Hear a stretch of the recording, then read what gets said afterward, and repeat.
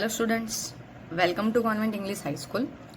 Today we will discuss the solution of vectors in a two dimension and analytic method for vector addition and example 4.1. Okay, so start with resolution of vector in a two dimension. तो two dimension coordinate system represent in figure number 1.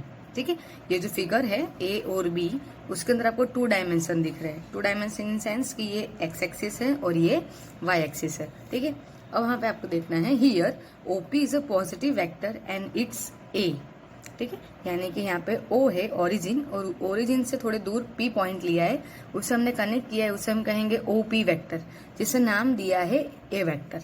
Okay तो यहाँ पे हमने एक, चलो आगे देखते हैं. As shown in the figure O M is equal to A x is equal to A x i cap means x component of a ए.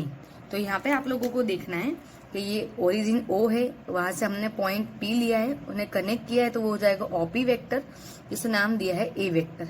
अब पी से यहाँ पे एक्स एक्सिस पे एक पॉइंट एम लेना है और पी से यहाँ पे वाई एक्सिस पे एक पॉइंट एन लेना है. ठीक है, ओ से लेके एम तक जो होगा उसे हम कहेंगे ए वेक्टर इंटू एक्स, यानी कि ए एक्स वेक्टर. क्यों? क्योंकि ये एक्स एक्सिस पे आया हुआ है. उसी तरह से यहाँ पे ये वाई एक्सिस पे है, तो इसे हम कहेंगे ए वाई वेक्टर. ओके, तो ये एक्स और ये वाई, तो इसे हम क्या कह सकते हैं, एक्स कंपोनेंट ऑफ ए, और इसे हम कहेंगे y component of A. Okay, similarly O N is equal to A y is equal to A y j cap. क्यों जे कैप? क्योंकि वाई एक्सिस पे है तो जे कैप और एक्स एक्सिस पे हो तो आई कैप. कल समझाया था ना. Means y component of A. तो ये ए एक्स है वो एक्स कंपोनेंट ऑफ ए है, ए वाई है वो वाई कंपोनेंट ऑफ ए है. यहाँ पे आई कैप और यहाँ पे जे कैप. ओके, चलो now A square is equal to A x square plus A y square. अब आपको यहाँ पे देखना है, देखो कैसे आया ये. तो ये वाला यहाँ पे दो ट्राइंगल बन रहे हैं. ठीक है, ओ पी एम और दूसरा है ओ पी एन. तो अभी आप ऊपर वाले ट्राइंगल को भूल जाएंगे, हम नीचे वाले का देखेंगे O P M.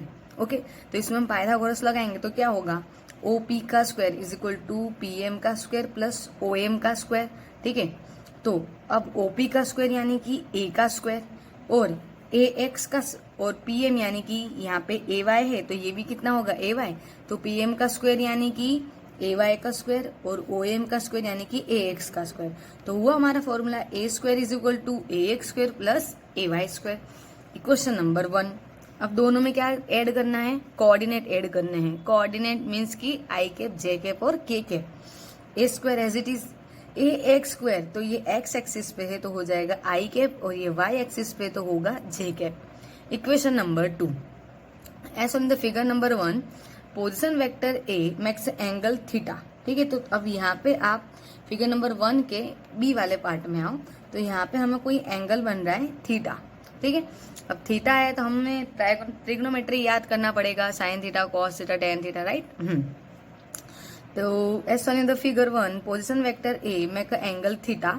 Position vector angle theta बना रहा है. अब यहाँ पे हमने देखना है कॉस थीटा. तो कॉस थीटा का फॉर्मूला क्या था, एडजेसेंट अपॉन हाइपोटेनियस. तो ये थीटा है तो इसका एडजेसेंट यानी कि पास वाली बगल में जो साइड होती है वो. तो इसकी पास में बगल वाली साइड कौन सी है, तो कि ये ए एक्स आई कैप और हाइपोटेनियस क्या होगा ए वेक्टर. तो हम लिखेंगे cos theta is equal to A x upon a. कहाँ से आया, तो कॉस का फॉर्मूला है एडजेसेंट अपॉन हाइपो. एडजेसेंट है ए एक्स और हाइपो है ए. ओके, तो अब मुझे ए एक्स की वैल्यू लिखनी हो तो जो ए डिनोमीटर में है वो यहाँ जाएगा तो क्या होगा मल्टीप्लाई में. तो a x is equal to a into cos theta. Equation number 3. Okay, अब कॉस थीटा देखा, उसी तरह से हम क्या देखेंगे, साइन थीटा देखेंगे. तो साइन थीटा का क्या होता है, फॉर्मूला क्या होगा. तो साइन थीटा का फॉर्मूला क्या है, सामने की वाली side opposite upon hypotenuse. Sine theta का फॉर्मूला क्या होगा, opposite upon hypotenuse. Opposite in means के एकदम उसके सामने वाली साइड हो वो. तो थीटा है, थीटा के एकदम सामने की साइड कौन सी है ये, तो ये इसे क्या कहेंगे, ये ए वाई है तो ये भी ए वाई होगा और हाइपोटेनियस तो ए है ही. तो sine theta is equal to A y upon a. लेकिन मुझे तो ए वाई को मेन बनाना है, तो जो ए डिनोमीटर में है वो इधर जाएगा तो मल्टीप्लाई हो जाएगा, तो मुझे ए वाई मिलेगा। यहाँ पे ए वाई को मैंने मेन बना दिया और ये ए यहाँ पे मल्टीप्लाई हो गया, तो a y is equal to a into sine theta. Equation number 4। अब हमारे पास में इक्वेशन नंबर 3 भी है और इक्वेशन नंबर 4 भी है, तो दोनों को हम क्या करेंगे, प्लस करेंगे। तो from equation number 3 and 4 a x square plus A y square is equal to, चलो एक्स स्क्वायर की जगह पे मुझे क्या आंसर मिला था, a square cos square theta, और वाई स्क्वायर की जगह पे मुझे क्या आंसर मिला, a square sine square theta. अब दोनों ये तो एज इट इज लिख देंगे, a x square plus A y square, यहाँ पे इधर इन दोनों में से क्या करेंगे हम, ए स्क्वायर कॉमन निकाल लेंगे, तो हमें मिलेगा cos square theta plus sign square theta.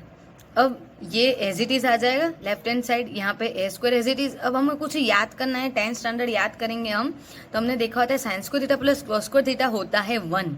Yes, तो sign square theta cos square theta की वैल्यू हम लगा देंगे यहाँ पे 1, तो ये क्या हो जाएगा, ए स्क्वायर इंटू 1 यानी a square. So a x square plus A y square is equal to a square. Equation number 5। तो आपको ये ध्यान रखना है, ये जो चीज है वो आपको न्यूमेरिकल में यूज करनी पड़ेगी, तब आपको इसका इंपॉर्टेंट समझ में आएगा। Okay, from equation number 5 magnitude of A is. अब इक्वेशन 5 पे से आपको ए का मैग्नीट्यूड लिखना है, तो ए का मैग्नीट्यूड यहाँ पे हम मोड में लिखेंगे ए, उसका होल स्क्वायर। अब ये माइनस हो के प्लस हो बाहर आएगा तो कैसा होगा, पॉजिटिव, यानी कि ए स्क्वायर, और ए स्क्वायर यानी है क्या, ए एक्स स्क्वायर प्लस ए वाई स्क्वायर। अब यहाँ पे है ए स्क्वायर, मुझे सिर्फ ए की वैल्यू लिखनी हो, तो ये जो स्क्वायर है इक्वल टू किस साइड जाएगा, तो क्या हो जाएगा, अंडर रूट। ओके, तो a is equal to under root a x square plus A y square. तो आपको ये याद रखना है कि ए है, ए स्क्वायर है, तो मुझे मिलता है ए एक्स स्क्वायर प्लस ए वाई स्क्वायर, लेकिन ये जो स्क्वायर है इक्वल टू उस साइड भेज देंगे तो हमें अंडर रूट मिल जाएगा, यानी कि अंडर रूट में ए एक्स स्क्वायर प्लस ए वाई स्क्वायर। ओके, चलो अब ये तो हो गई उसकी मैग्नीट्यूड की बात। जैसे हमने कॉस थीटा देखा, साइन थीटा देखा, अब उसी तरह से हम क्या देखेंगे, टेन थीटा देखेंगे कि नहीं। हाँ, तो कॉस थीटा का मुझे फॉर्मूला क्या मिला था, ए एक्स अपॉन ए, और साइन थीटा का मुझे क्या मिला, ए वाई अपॉन ए। तो हमें अगर टेन चाहिए हो तो क्या मिलेगा, तो पहले हम यहाँ पे इधर देखो, हम यहाँ पे लिख देंगे कॉस थीटा मुझे क्या मिला, ए एक्स अपॉन ए, ठीक है, और साइन थीटा मुझे क्या मिला, a y upon A. Okay, चलो टेन थीटा का फॉर्मूला क्या होता है, sine theta upon cos theta. चलो साइन थीटा की वैल्यू क्या है, ए वाई बाय ए, अपॉन कॉस थीटा की वैल्यू क्या है, ए एक्स बाय ए। अब ये डिनोमीटर के डिनोमीटर में ए क्या हो जाएगा, कट हो जाएगा, तो आपको सिर्फ क्या मिला, a y upon a x.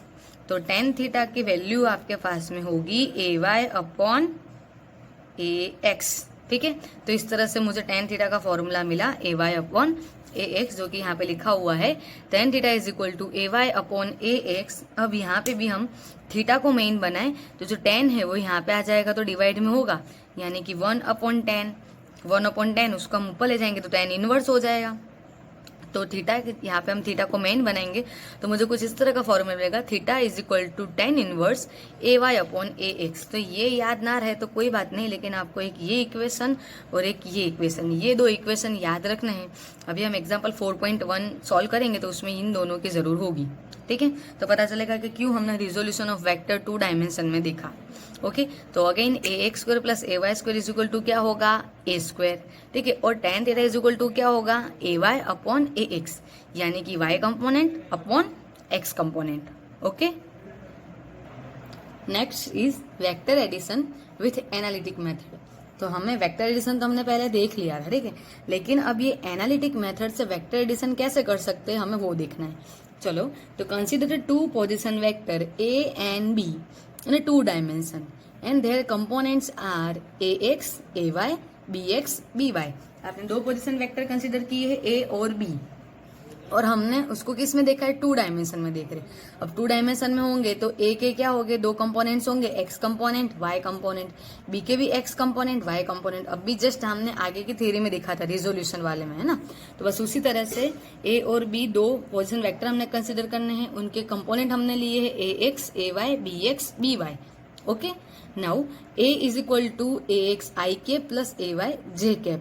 And b is equal to b x i cap and b y j cap. अब ये नहीं पूछना ये कहाँ से आया, अभी हाल हमने आगे देख के आए, ठीक है ना, कि ए इज इक्वल टू हम क्या लिख सकते हैं, x component plus y component, और हमने एक्स के लिए लिखेंगे आई कैप और वाई के लिए लिखेंगे j cap. And b is equal to b x i cap plus b y j cap. अब हमें क्या करना है, क्या देखना है हमें, वेक्टर एडिशन, मीन्स हम ए प्लस बी करेंगे। हाँ, तो a plus b is equal to, अब ए है तो ए में पूरी वैल्यू लिख दो, ये रही ए की वैल्यू, प्लस बी है तो बी की पूरी वैल्यू लिख दो। अब क्या करना है, अब दोनों के अंदर आई कैप वाले है उनको साथ में लिखो, और जे कैप वाले है उसे साथ में लिखो, यानी कि दोनों के एक्स कंपोनेंट साथ में लिखो और दोनों के वाई कंपोनेंट साथ में लिखो। तो a x i cap plus b x i cap plus A y j cap plus b y j cap. अब इन दोनों में से क्या कॉमन निकलेगा, आई कैप कॉमन, यहाँ पे तो a plus b as it is नीचे लिखते ही जाना है, ठीक है ना, राइट लेफ्ट हैंड साइड पे। अब a x plus b x bracket over करके हम लिखेंगे आई कैप, क्योंकि इन दोनों में से आई कैप कॉमन निकला है, ठीक है। उसी तरह से यहाँ पे इन दोनों में से क्या कॉमन होगा, जे कैप, तो a y plus b y into j cap. अब जैसे कि हमें पता है, हमने वेक्टर एडिशन देखा था, तब हम देखते थे कि a plus b is equal to हम क्या लेते थे, r लेते थे कि नहीं। हाँ, तो इसी तरह से हम यहाँ पे लिख सकते हैं, consider a plus b is equal to r vector, ठीक है। सो अगर a plus b plus r हो तो a x plus b x is equal to r x हो सकता है, और a y plus b y is equal to r y हो सकता है कि नहीं। हाँ, तो अब जो हमारा ये वाला जो इक्वेशन है उसमें हमें देखना है, a plus b as it is लिखेंगे, लेकिन ए प्लस बी की जगह पे अब हम क्या लिख सकते हैं, आर वेक्टर। तो ए प्लस बी की जगह पे हमने लिखना है r vector. A x plus b x की जगह पे हम क्या लिख सकते हैं, आर एक्स, तो r x i cap. A y plus b y की जगह पे हम क्या लिख सकते हैं, आर वाई, तो यहाँ पे हमने लिखा आर वाई जे कैप। ख्याल आ रहा है कि नहीं, वापिस से यहाँ तक तो आप लोगों को ख्याल आ गया होगा, ठीक है। उसके बाद में हम याद करेंगे, हमने वेक्टर एडिशन में देखा था ए प्लस बी को हम लिखते हैं आर वेक्टर, ठीक है। तो a x plus b x को हम लिख सकते हैं आर एक्स, और ए वाई और बी वाई को हम क्या लिख सकते हैं, आर वाई। तो ये जो ऊपर का इक्वेशन आया है उसमें वैल्यू पुट करनी है, ए प्लस बी की जगह पे लिखेंगे r, a x b x की जगह पे लिखेंगे r x i cap, a y b y की जगह पे लिखेंगे r y j cap. Okay, चलो तो इससे हम बॉक्स बना देंगे, r is equal to r x i cap plus r y j cap. किसके लिए था ये, 2 डायमेंशन के लिए था। अब हम यही की यही चीज कॉपी टू कॉपी हम देखेंगे 3 डायमेंशन के लिए। चलो, तो consider 3 position vector a b and c in 3 dimension. 3 vector हमें पोजीशन वेक्टर लेने हैं जो कि है ए बी और सी, और वो भी कहाँ है, 3 डायमेंशन में है। तो सेम यही मेथड यही प्रोसेस हम 3 डायमेंशन में करेंगे 3 वेक्टर्स के लिए। तो their component are a x a y a z. अगर ए वेक्टर हो तो उसके 3 कंपोनेंट होंगे कि नहीं, एक्स वाई जेड एक्सिस के, तो a x a y a z. Similarly b x b y and b z, c x c y and c z. तो ये 3 वेक्टर के 3 अलग अलग कंपोनेंट्स हैं। अब ए इज इक्वल टू हम क्या लिख सकते हैं, तो अभी हमने यहाँ पे देखा था a x i cap a y j cap, पर 3 डायमेंशन में, तो a x i cap a y j cap and a z k cap. Okay, उसी तरह से बी के लिए लिखना है, उसी तरह से सी के लिए लिखना है। अब क्या हमने यहाँ पे क्या किया था, वेक्टर था तो ए प्लस बी, तो यहाँ पे हम क्या करेंगे, ए प्लस बी प्लस सी। चलो, तो पहले यहाँ पे हम पूरी ये जो 3 है वो ए की वैल्यू प्लस करके तीनों 3 बी की वैल्यू प्लस करके 3 सी की वैल्यू, इतना करना है। A plus b plus c as it is लिखेंगे। अब क्या करेंगे, तीनों कंपोनेंट के आई कैप को साथ में लिखेंगे, ए x i cap B x i cap C x i cap, यानी कि एक्स वाले कंपोनेंट साथ में। अब तीनों के y component a y j cap b y j cap and c y j cap. और अब क्या बचा, के कैप जेड कंपोनेंट, तो a z k cap b z k cap and c z k cap. अब इन सब में से क्या कॉमन आएगा, आई कैप, इन सब में से क्या कॉमन होगा, जे कैप, और इन सब में से कॉमन होगा के कैप। ओके, अब कुछ याद करो, a plus b plus c की जगह पे हम क्या लिख सकते हैं, r vector. A x plus b x plus c x की जगह पे क्या लिख सकते हैं, आर एक्स वेक्टर, ये रहा। A y b y c y की जगह पे हम क्या लिख सकते हैं, r y vector. A z plus b z plus c z की जगह पे हम लिख सकते हैं आर जेड वेक्टर। तो ये जो हमारा इक्वेशन मिला है इसको हम लिख सकते हैं a plus b plus c. A plus b plus c की जगह पे हम लिखेंगे r vector. A x b x c x की जगह पे हम लिखेंगे r x i cap. A y b y c y की जगह पे लिखेंगे r y j cap and a z b z c z की जगह पे लिखेंगे आर जेड के कैप। ठीक है कि नहीं। देखो आपने 2 डायमेंशन में देखा तो हमने 2 कंपोनेंट्स आएंगे, हमने 3 डायमेंशन में देखा तो 3 कंपोनेंट आएंगे। मेथड वही है, ठीक है। पहले वेक्टर लो, उनके कंपोनेंट कंसिडर करो, फिर ए बी सी लिखो और फिर उन सबका प्लस करो। प्लस करने के बाद में आई कैप वाले साथ में लिखो, वाई कैप वाले साथ, जे कैप वाले साथ में लिखो और के कैप वाले साथ में लिखो। फिर उन सब में से आई जे और के को कॉमन निकाल लो। इस तरह से आई कैप कॉमन, जे कैप कॉमन और के कैप कॉमन। अब सब कॉमन निकाल लिया, फिर ये क्या हो जाएगा आर एक्स, ये आर वाई और ये आर जेड और ये खुद हो जाएगा आर। तो हमें मिलेगा r is equal to r x i cap, r y j cap and r z k cap, ठीक है। तो अब यही जो चीज हमने देखी है resolution of vector and vector addition from analytic method, ये यूज हम करेंगे आगे एग्जांपल 4.1 में। Now example 4.1, a rain is falling vertically with a speed of 35 metre per second, ठीक है। रेन है वो 35 मीटर पर सेकेंड की स्पीड से गिर रही है, फॉलिंग हो रही है। Wind start blowing after some time with a speed of 12 metre per second in east to west direction. अब क्या है, विंड्स यानी कि हवा वो कहाँ से कहाँ जा रही है, ईस्ट से लेके वेस्ट में जा रही है और कितनी स्पीड से 12 मीटर पर सेकेंड की स्पीड से जा रही है। In which direction should a boy waiting at a bus stop hold his umbrella. अब क्या बोल रहे हैं कि एक बस स्टेशन पे, बस स्टॉप पे एक लड़का खड़ा हुआ है। अब वो लड़का उसकी अम्ब्रेला किस पोजीशन में, किस डायरेक्शन में रखे जिससे उसके ऊपर रेन ना हो, ठीक है। तो उसके लिए हमें देखना होगा, suppose velocity of rain is VR and velocity of the wind is VW, ठीक है। आपको क्या कंसीडर करना है कि जो रेन है उसकी वेलोसिटी होगी VR और जो विंड है उसकी वेलोसिटी होगी VW, ओके। अब देखो यहाँ पे ये आपको डायरेक्शन याद रखना ही होता है, नॉर्थ साउथ ईस्ट वेस्ट, है ना। ये जो हम SS पढ़ते थे 8th-9th में, तब भी हमें ये डायरेक्शन लर्न हो गई थी। तो north south east and west. अब क्या कहना है उनका, रेन तो फॉलिंग हो रही है, यानी रेन तो नीचे की साइड होगी, तो ये रेन का हो जाएगा, ठीक है। ये किसकी डायरेक्शन हो जाएगी, रेन की डायरेक्शन हो जाएगी। अब यहाँ पे कहा है कि जो विंड है उसकी डायरेक्शन कहाँ से कहाँ थी, ईस्ट से लेके वेस्ट तक, यानी कि इधर से लेके इधर। तो ये जो डायरेक्शन है, ये जो डायरेक्शन है वो किसकी होगी, विंड की डायरेक्शन होगी। तो इन शॉर्ट मुझे ये जो इतना ट्राइंगल बन रहा है, सॉरी इतना जो एंगल बन रहा है 90 का, उसे देखना है। तो ये मैंने यहाँ पे जूम करके आपको दिखाया हुआ है। तो यहाँ पे हम इसे देखेंगे तो ये जो नीचे की साइड में डायरेक्शन था वो किसकी थी, रेन की थी। और ये जो ईस्ट से लेके वेस्ट की थी वो किसकी थी, विंड की थी। तो हमने यहाँ पे लिख दिया VR और यहाँ पे लिख दिया VW, ओके। अब हम यहाँ पे देख रहे हैं तो एंगल हमें कहाँ मिल रहा है, यहाँ पे थीटा एंगल बन रहा है, ठीक है।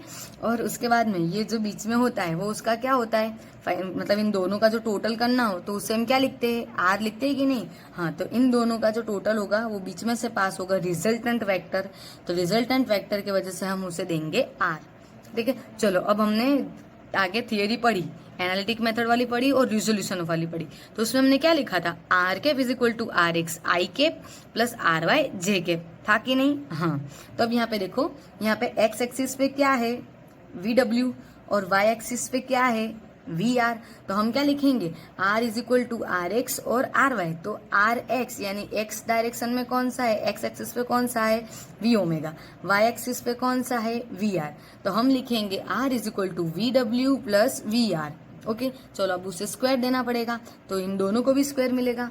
तो R square is equal to VW square plus VR square. लेकिन हमें तो R चाहिए है, तो हम ये जो स्क्वायर है वो इधर इक्वल टू किस साइड दे देंगे, तो सब आ जाएंगे अंडर रूट के अंदर। तो मुझे कुछ इस तरह का फॉर्मूला मिलेगा, R is equal to under root VW square plus VR square. चलो अब VW की स्पीड क्या दी गई है, विंड की स्पीड क्या है 12 मीटर पर सेकेंड, तो हमने लिख दिया 12 का स्क्वायर प्लस VR कितना है 35 का स्क्वायर, दोनों के स्क्वायर हमने यहाँ पे लिख दिए। अब उनका हमें टोटल करना है, तो आपको कुछ मिलेगा 1369, ठीक है। अब कैलसी में आपको इसका अंडर रूट कैसे निकालना है, पहले 1369 लिखना है, देन उसके बाद में अंडर रूट का बटन प्रेस करना है, तो आपको आंसर मिलेगा 37। अगर गलती से आपने पहले अंडर रूट लिख दिया और फिर ये वैल्यू लिखोगे तो एरर आएगी, ओके। तो कैसे अंडर रूट निकालना है, कैलसी से 1369 लिखना है, उसके बाद में अंडर रूट वाला बटन प्रेस करना है, ओके, तो r is equal to 37 metre per second, ये मुझे उसका रिजल्टेंट वेक्टर मिला।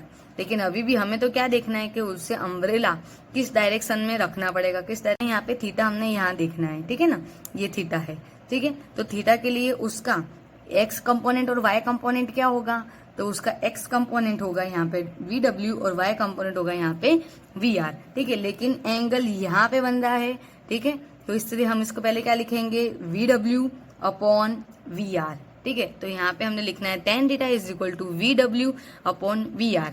VW यानी कि क्या है, बोलो, हाँ, विंड की जो वेलोसिटी थी वो, और VR यानी कि क्या है, रेन की जो वेलोसिटी थी वो।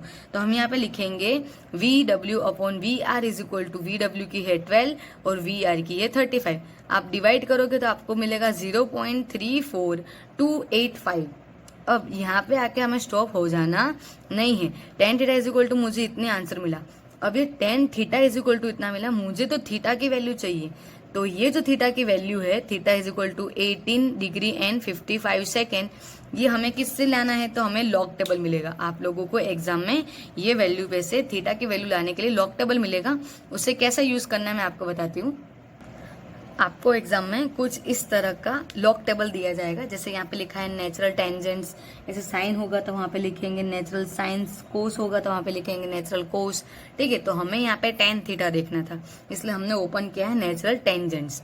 अब नेचुरल टेंजेंट्स तो ओपन कर लिया, लेकिन हमें क्या मिला था, tan theta is equal to 0.3428, क्या था, 0.3428। तो अब मैं आपको थोड़ा जूम करके यहाँ पे दिखाती हूँ।